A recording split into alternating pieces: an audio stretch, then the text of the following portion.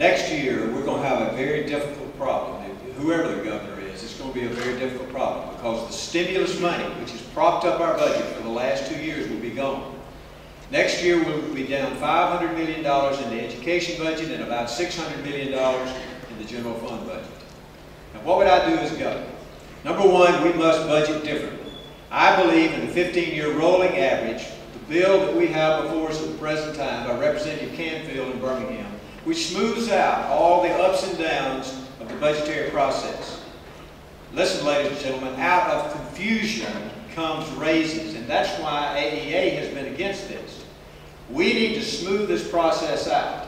And we can do that with that bill by doing the 15-year rolling average. That's number one. Number two, we must get health care costs under control. Hopefully this Obama health care plan is dead. And if it's dead, then we're going to have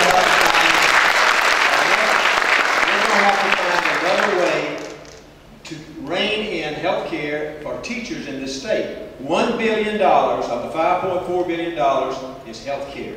The way I think that we should do this is to put teachers on health savings accounts. That puts consumerism and free enterprise back into health care.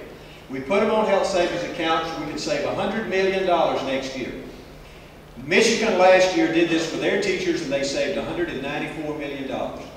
Number three, every itemized line item agency that's not earmarked should have to come before our education budget and testify and tell us whether or not they're meeting the standards that we expect of them. We need to create in this country an environment, and in this state, an environment in which we can entice companies to come in. I think our present governor, Governor Riley, has been the best economic governor this state has ever had.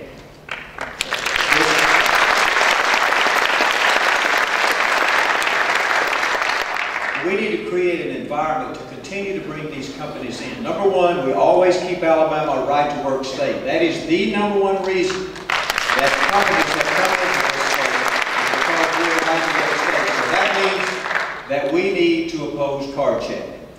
Number two, we need to continue to have well-trained workers, and we need to increase those in this state. Number three, we need to keep the cost of energy low. The cost of energy is very important. That's the reason we oppose the American Clean Energy and Security Act, which is called cap and trade. We need to keep down frivolous lawsuits. That also injures business in this state. We need infrastructure, which is industry specific and population growth specific. And then we need to improve the quality of lives, like hospitals and schools. So you put together an environment like that, and you can entice the 25% of jobs that come into this state. But what about the 75%? The 75% of jobs are created by small businesses. So we need to never forget those small businesses. We need to give them incentives, just like we do the large companies coming in from out of state. One of the things that we need to do is give those type of incentives, like my House Bill 260 that I have right now in front of the House of Representatives, that will give a 50% deduction to a company off of their state income tax of the salary if they will hire somebody off of the unemployment roll. That's the type of incentives that we need to give to small companies. Because any of you that have a company right now, you know your unemployment insurance is already doubled. So those are some things that we need to do. The other Tuesday, America went to the edge of the cliff and they looked over and they didn't like what they saw. And they elected Scott Brown in Massachusetts. That, I believe, is the end of health care as Obama is trying to persuade us to pass, or to Congress to pass. And also, hopefully, the American Clean Energy and Security Act, which is, as you know, cap and trade.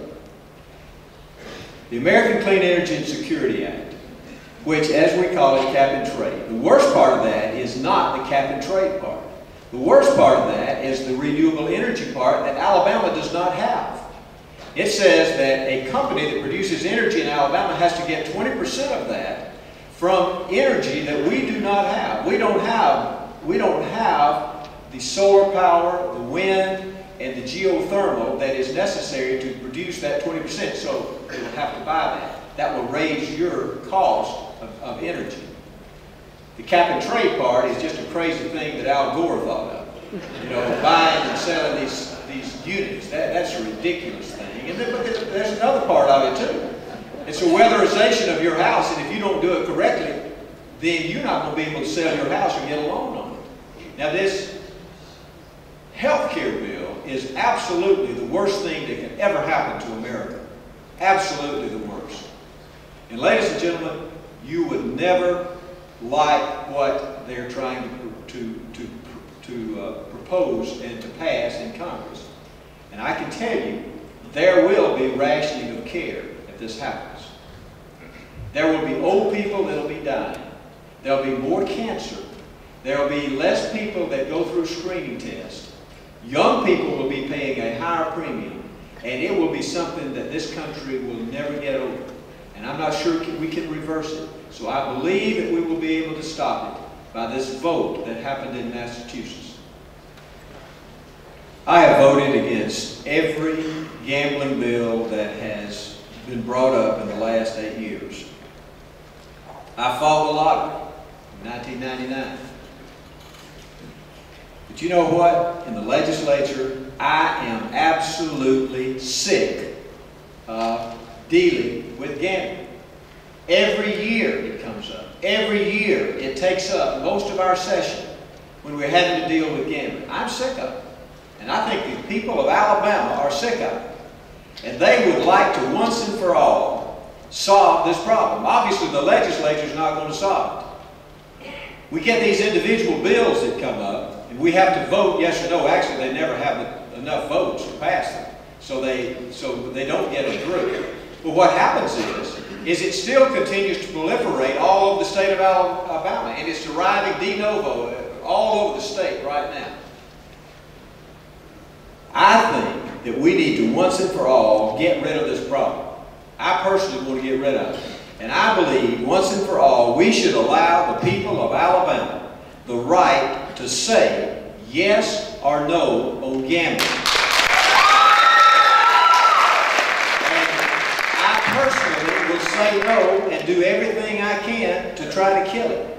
But if it is passed by the people, obviously the legislature is not going to do it. If it's passed by the people, then we need to come back and we need to tax it heavily and regulate it so that not just a few of the magnet people have gambling interests. I personally am against it, but I'm tired of it. I'm tired of dealing with it, and I'd like the people of Alabama to solve the problem. Thank you. You know, this is a job interview. We sit before you, and obviously some people are not here tonight. You're going to have to make a decision who's going to be the next leader of the state of Alabama. It's going to be a difficult time. There's no doubt about it. I am the most experienced of anyone on this stage, or anyone that's not here, in dealing with state budgets. Next year, when the budgets are down, you need someone who understands how to write a budget. I've served on the Education Appropriations Committee now for the last 8 years. I understand budgets. I understand the things that we need. That's number one. Number two, if you look at my website, and I hope if you listen to me, you know that I am a candidate that comes up with solutions. That's what I've done all my life. That's what a doctor does. He diagnoses and he comes up with a solution. And that's what I'm going to continue to do as the governor of this state. And finally, it doesn't matter if we do have a Republican governor, and even if we have a Republican speaker, if we don't have 60 votes in the House and 60% of the votes in the Senate, anything that we try to pass will be killed, especially if they don't like it. You have to work with the other side. That's essential. You don't have to agree with them, but you have to work with them. Guy Hunt was the best governor we've ever had in working with the other side. He got tort reform through when we had a Democrat legislature. He did a great job in doing that. That's what I'm going to do. I'm going to work with the other side, disagree when we disagree, but I'm going to do it in an agreeable way. Ladies and gentlemen, this state is sick. You need a doctor.